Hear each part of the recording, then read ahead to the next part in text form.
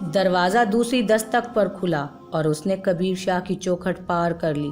एक लम्हे को उसके पांव डगमगाए ज़रूर थे, मगर उसने खुद पर काबू पा लिया और धीमे कदमों से वो उस कमरे की जानिब चल दी कि जहाँ से वो सुकून देती आवाज़ जारी हो रही थी। वो हवा के दोष पर सवार वहाँ तक पहुँची और कमरे में दाखिल होकर उसने एक नज़र उस दुश्मन जाँ पे डाली। मेरी नींदें उड़ाकर आप किस कदर सुकून से बैठे हैं शाह जी, उसने दिल ही दिल में शिकवा किया। वो औरतों के लिए मखसूस किए गए हिस्से में जाकर पर्दे से टेक लगाकर खड़ी हो गई। कबीर शाह के चेहरे पर बला का सुकून था। किसी की बात पर उनके लबों से हंसी जो खारिज हुई तो सितारा को लगा कि जैसे कोसे कज़ा के रंग हैं जो हवा में बिखर गए हैं। उसका दिल भी मुस्कुराने लगा। वहाँ गुजारे वो 45 मिनट उसकी ज़िंदगी के हसीन तरीन वक्त में शुमार होने लगे।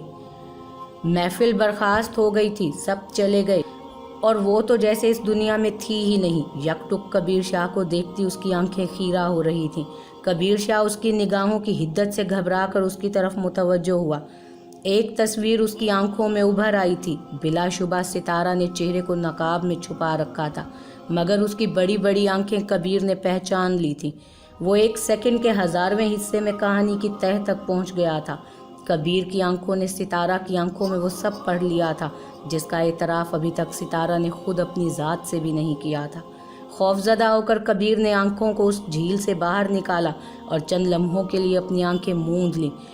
एक शबी उसकी आंखों में बनने लगी थी। सुर्खों स्याह लिबास, कलाइयाँ चूड़ियों से खनकती हुई, रंगो बू में सर से पांव तक डूबा वो वजूद जो हर किसी की तवज्जो का मरकज़ बना हुआ था। और नाप भी तो उसका सितारा था, ना सितारे की चमक रही थी। ज़हन के किसी गोशे आती कबीर की अपनी आवाज़ कबीर को झंझोड़ कर रख गई।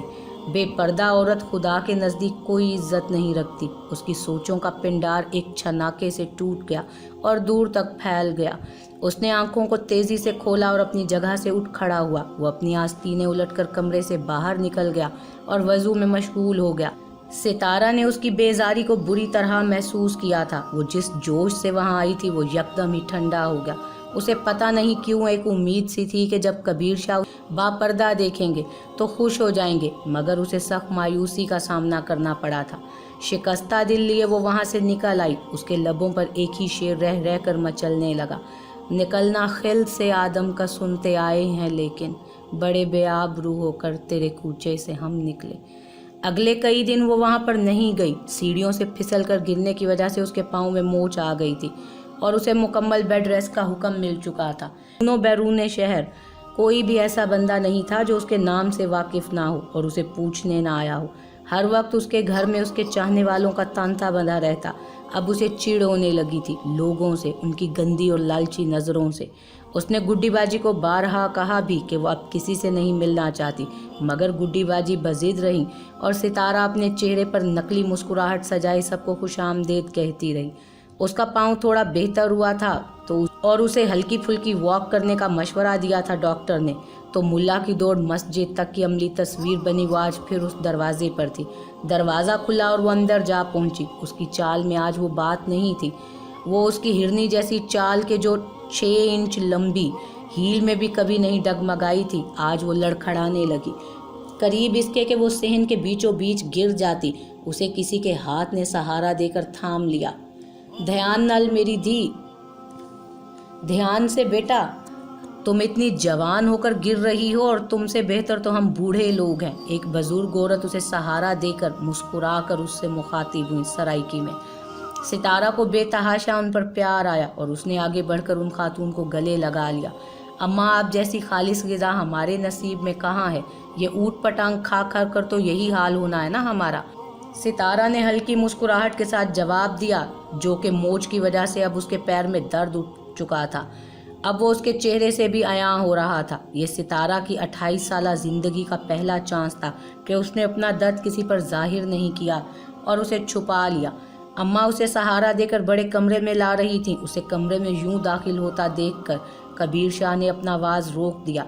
उसे बगौर देख रहा था। वो लंगड़ा कर चलती हुई पर्दे की ओट में जाकर खड़ी हो गई। बेटी, तुम बैठ जाओ।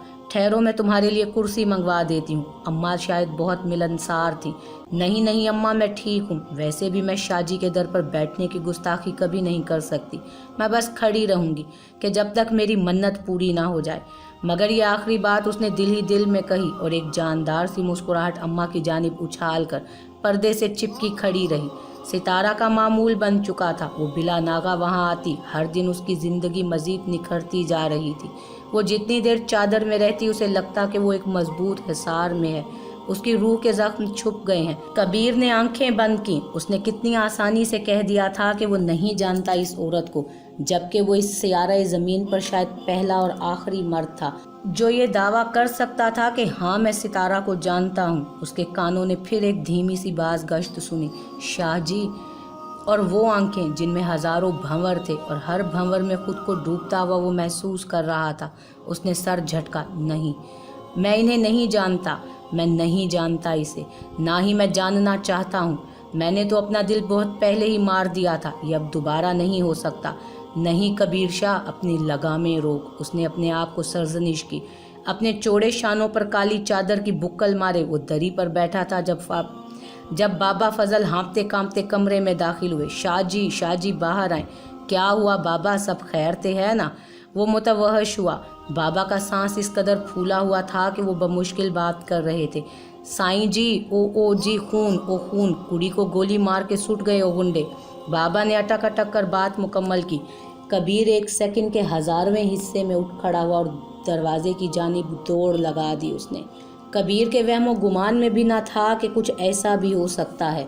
ایک لمحہ ضائع کیے بغیر وہ باہر پہنچا تھا۔ اس کے دروازے کے عین سامنے خاک و خون میں آلودہ وہ آسمانی ستارہ آج زمین کو رونق بخش رہا تھا۔ لوگوں کا ایک جم غفیر وہاں موجود تھا اور ہر ہاتھ کف افسوس مل رہا تھا۔ کبیر نے پاس جا کر دیکھا، آنکھوں کو کھول کر اندر جھانکا۔ وہ کسی امید کے تحت اس کی نبض ٹٹول رہا تھا۔ کبیر کی اپنی نبضیں ڈوب رہی تھی، اس کا دل کسی انجانے خدشے میں وحشت زدہ ہونے لگا۔ ستارہ کی نبض ابھی چل رہی تھی۔ کبیر کو کچھ حوصلہ ہوا، مگر خون اس قدر بہہ رہا تھا کہ چلتی نبضیں کسی بھی وقت رک سکتی تھیں۔ گاؤں میں طبی سہولتیں نہ ہونے کے برابر تھیں، اسے شہر لانے میں وقت لگ گیا۔ آپریشن تھیٹر کے باہر کھڑا کبیر شاہ ایک ایسی عورت کی زندگی کے لیے دعا گو تھا کہ جس سے اس کا انسانیت کے علاوہ کوئی رشتہ نہ تھا، لیکن اس کا دل اسے اس کی طرف لے کر جا رہا تھا۔ آج وہ عورت صرف میری وجہ سے اس حال میں ہے۔ میرے خدا مجھے معاف فرما، یا خدائے باحق اپنے حبیب کے صدقے اسے زندگی عطا فرما۔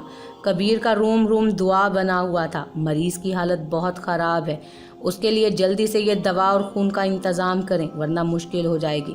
نرس نے آ کر ایک چٹ کبیر کے ہاتھ میں تھمائی۔ وہ میڈیکل سٹور پر پہنچا، دوا خریدی، واپس آیا اور اسے خون کا خیال آیا۔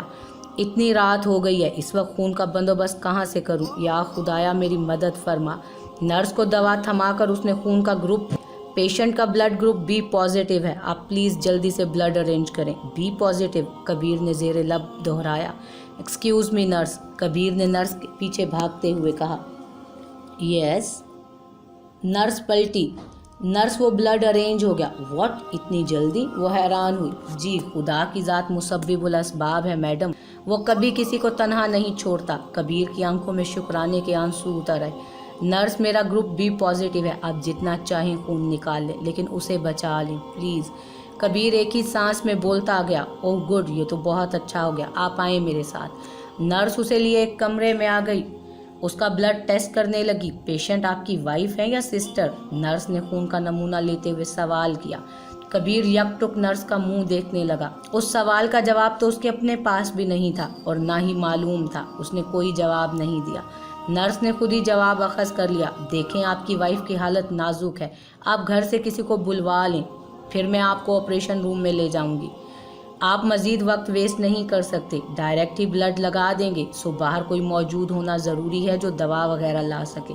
کبیر کے چہرے پہ ہوائیاں اڑنے لگی۔ نرس، ہمارا کوئی نہیں ہے خدا کے سوا۔ کبیر کو خود خبر نہیں تھی کہ اس نے یہ جمع کا صیغہ کیوں استعمال کیا۔ اوہ سو سیڈ، چلیں آپ آئیں میرے ساتھ۔ نرس کو اب واقعی اس سے ہمدردی ہونے لگی تھی۔ آگے پیچھے وہ دونوں آپریشن روم میں داخل ہوئے۔ ڈاکٹر منہ پر ماسک چڑھائے ایک وجود پر جھکے ہوئے تھے۔ ہر طرف خون کی بدبو پھیلی ہوئی تھی، عجیب ہولناک ماحول تھا۔ اسے بھی ماسک چڑھا کر بیڈ پر لٹا دیا گیا۔ اس کا بیڈ ستارہ کے بیڈ کے قریب ہی تھا۔ اس کے بائیں بازو سے خون نکل کر ایک باریک سی نالی کے ذریعے ستارہ کے بے جان وجود میں دوڑنے لگا۔ ستارہ کو 4 گولیاں لگی تھیں، بائیں ٹانگ میں 2، ایک گولی پیٹ میں اور ایک سیدھی کندھے میں۔ 3 گولیاں نکال لی گئی تھیں۔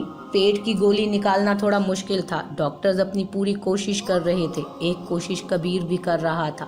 بیڈ پر لیٹے آنکھیں موندے وہ خدا کے حضور پیش تھا۔ آنسو تھے کہ اس کی آنکھوں کی باڑ توڑ کر باہر آ رہے تھے۔ ایک کوشش خدا بھی تو کر رہا تھا، لیکن خدا کی ذات تو کوششوں سے مبرہ ہے۔ وہ تو جب چاہتا ہے کہ کچھ ہو جائے تو وہ صرف کن کہتا ہے اور وہ ہو جاتا ہے۔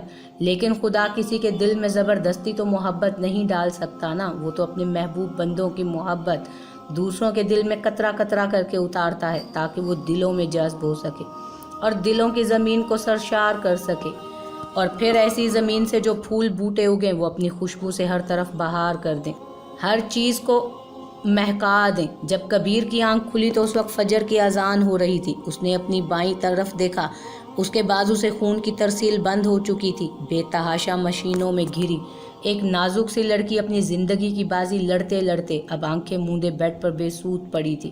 آکسیجن ماسک میں سانس لیتی وہ شاید ابھی تک تھکی نہیں تھی۔ کبیر باہر آ چکا تھا۔ اس نے فجر کی نماز ادا کی اور ساتھ ہی شکرانے کے نوافل بھی۔ پھر ہسپتال کے کاؤنٹر پر آ کر اس نے اپنے گاؤں کے واحد PCO پر فون ملایا۔ منشی چاچا، میں کبیر بات کر رہا ہوں۔ جی شکر ہے خدا کا۔ آپ میرے گھر پیغام بھجوا دیں فضل بابا کو، ان سے کہیں کہ جو پیسے میرے ان کے پاس امانتاً پڑے ہیں وہ بھی اپنے ساتھ لے آئیں۔ آپ ہسپتال کا پتہ لکھ لیں منشی چاچا۔ ہدایات دے کر کبیر نے فون بند کر دیا۔ بابا فضل کے پاس اس کے 2,30,000 روپے پڑے تھے جو کہ اس نے اپنی کچھ زمین بیچ کر جمع کر رکھے تھے حج پر جانے کے لیے۔ آج ان کے استعمال کا وقت آ گیا تھا۔ ہسپتال کے بل اور دواؤں کا خرچہ ادا کرنے کے لیے اس نے وہ پیسے منگوا لیے تھے، اس دعا کے ساتھ کہ زندگی رہی تو حج پر بھی چلا جاؤں گا۔ شام کے 4 بج چکے تھے۔ ستارہ ابھی تک بے ہوش تھی۔ بابا فضل اسے پیسے دے کر گاؤں واپس رخصت ہو چکا تھا۔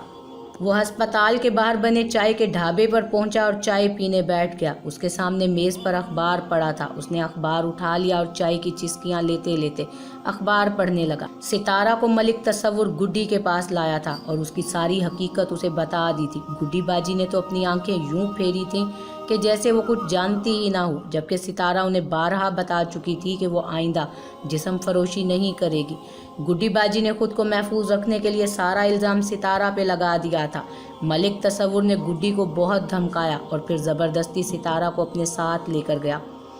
گڈی نے رتی برابر بھی مزاحمت نہ کی۔ ستارہ کو ایک ایک بات یاد آ رہی تھی کہ کیسے اس نے خود کو بیچ کر گڈی کی بیٹی سیم کو انگلینڈ میں تعلیم دلوائی اور اسے اس ماحول سے صرف اس لیے دور رکھا کہ اگر مجھے کسی نے نہیں بچایا تو میں کسی کو ضرور بچا سکتی ہوں۔ سیم کو تو اس نے آج تک یہ نہیں بتایا تھا کہ وہ کام کیا کرتی ہے۔ ملک تصور اسے لے کر اپنے اڈے پر آیا۔ اس کی خوب بے عزتی کی، گالم گلوچ اور پتہ نہیں کیا کیا، مگر ستارہ کی زبان خاموش تھی۔ ملک نے اسے گولیاں اس لیے مار دیں کہ اگر میرے کام تو کسی نہیں آ سکتی تو مولوی کے بھی کام نہیں آئے گی، اور پھر اسے کبیر کے دروازے پر پھینکوا دیا۔ ایک ایک منظر ستارہ کی آنکھوں میں گھومنے لگا۔ اس نے ایک جھٹکے سے آنکھیں کھولی۔ وہ ہسپتال کے بیڈ پر تھی۔ قریب ہی ڈاکٹر اور نرسیں کھڑے کچھ باتیں کر رہے تھے۔ ڈاکٹر نے اسے دیکھا اور تھینک گاڈ آپ کو ہوش آ گیا مسز شاہ۔ ڈاکٹر نے ایک سمائل اس کی جانب اچھالی اور نرس سے مخاطب ہوا، نرس آپ انجیکشن دینے سے پہلے ان کے ہسبینڈ کو بلوا لیں، وہ کافی پریشان تھے رات سے۔ ستارہ کی سمجھ سے باتیں باہر تھیں۔ ادھر کبیر نے اخبار میں ایک عجیب ہی خبر پڑھی، شہر کی معروف رقاصہ اور محفلوں کی زینت ستارہ کل رات نامعلوم افراد کی فائرنگ سے ہلاک۔ پولیس نے FIR درج کر کے ملزموں کی تلاش شروع کر دی۔ شہر کی معروف سماجی و سیاسی شخصیات کا اظہار افسوس، ملزمان کو جلد کیفر کردار تک پہنچانے کی ہدایات۔ ساتھ ستارہ کی ایک نہایت شوخ و شریر تصویر بھی لگی ہوئی تھی۔ کبیر کو ایک لمحہ لگا تھا ساری کہانی کی تہہ تک پہنچنے میں۔ کبیر کو لگا کہ اس کے پیروں کے نیچے سے کسی نے زمین کو نوچ لیا اور اس کے سر پر سے آسمان چھین لیا گیا۔ اس کی آنکھوں کے سامنے ایک لمحے کے لیے اندھیرا سا چھا گیا۔